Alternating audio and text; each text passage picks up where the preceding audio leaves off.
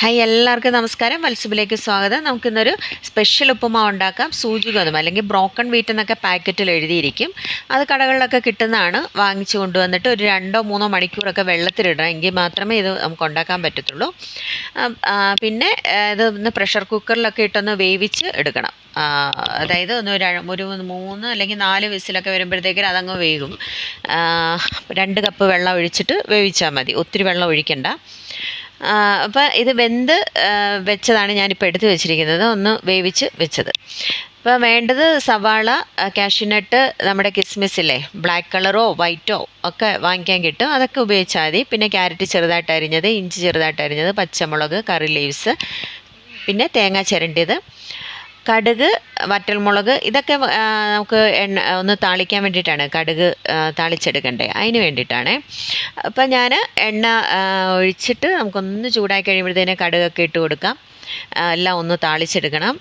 സവാള, പിന്നെ പച്ചമുളക്, വറ്റൽമുളക്, കറി ലീവ്സ്, ഇതൊക്കെ വേണം ആദ്യം ഒന്ന് എണ്ണയിലിടാം. അതൊന്ന് ജസ്റ്റ് ഒന്ന് മൂത്ത് വരുമ്പോഴത്തേക്കിന് വേണം നമുക്ക് ഈ ഇഞ്ചി കൊത്തും ഒക്കെ. ഉപ്പുമാവിന് ഇഞ്ചി ചെറുതായിട്ട് കടിക്കണം, എങ്കിൽ അതിൻ്റെ ഒരു ടേസ്റ്റ് വരത്തുള്ളൂ. അപ്പോൾ നമുക്ക് ഇതൊക്കെ ഒന്ന് പെട്ടെന്നൊന്ന് വഴറ്റിയെടുക്കാം. ഭയങ്കര ഹെൽത്തിയാണ് കേട്ടോ ഈ ഉപ്പുമാവ്.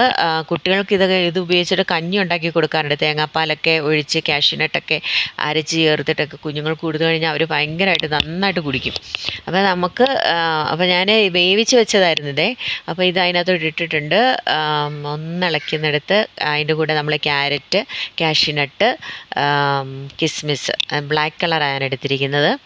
അപ്പോൾ അതെല്ലാം കൂടി ഒന്ന് ചേർത്ത് നമുക്കൊന്ന് മിക്സ് ചെയ്യണം.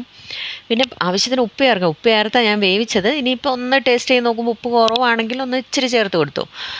അപ്പോൾ ഞാനൊരു തേങ്ങ ചിരണ്ടിയത് എടുത്ത് വെച്ചിരുന്നല്ലോ, അതും കൂടെ ചേർത്ത് അടച്ച് വെച്ചൊന്ന് വേവിച്ച് കഴിയുമ്പോഴത്തേക്കിനും നമ്മുടെ ഉപ്പുമാവൊക്കെ റെഡിയാണ്. ഭയങ്കര ടേസ്റ്റാണ്. പപ്പടവും പഴവും ഒക്കെ കൂട്ടി കഴിക്കാം. ഇനി അഥവാ ഇനി കറി വേണമെന്നുള്ളവർക്ക് അങ്ങനെയും കഴിക്കാം. നെഞ്ചരിച്ചിലൊന്നും ഉണ്ടാകില്ല. വലിയവരുടെ ഏറ്റവും വലിയ പ്രശ്നമാണ് നെഞ്ചരിച്ചിൽ ഉപ്പുമാവൊക്കെ കഴിക്കുമ്പോൾ. ഇത് അങ്ങനെയുള്ള പ്രശ്നങ്ങളൊന്നുമില്ല. എല്ലാവരും തയ്യാറാക്കി നോക്കുക. സബ്സ്ക്രൈബ് ചെയ്യണം കേട്ടോ.